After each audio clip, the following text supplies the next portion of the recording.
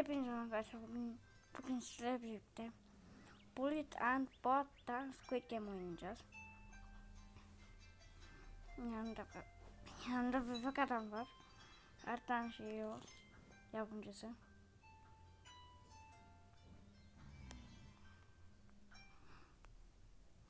Başlıyoruz.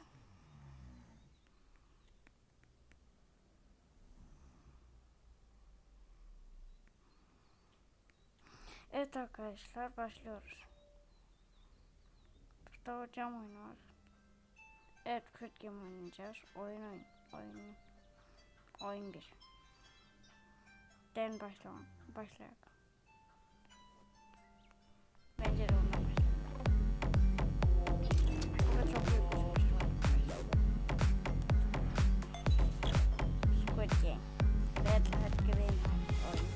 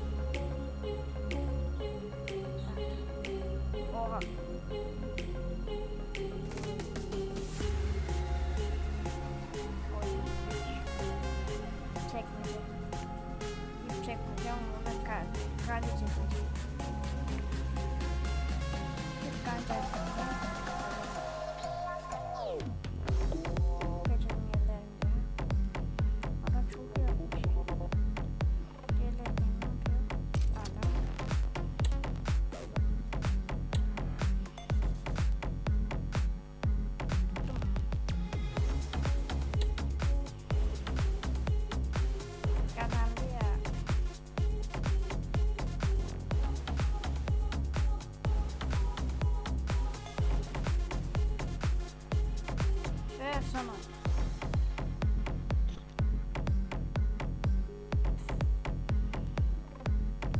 Ve sonra. Cam.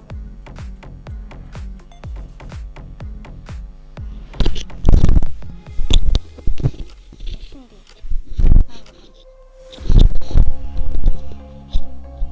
Aha.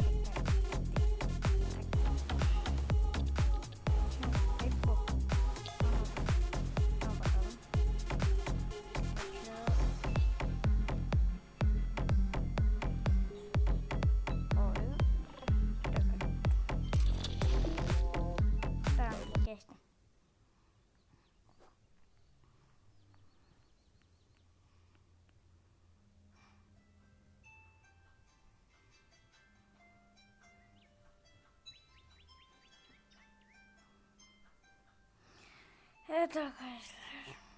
Videomu beğenmişsiniz umarım. Beğendiyseniz like atıp abone olmayı unutmayın.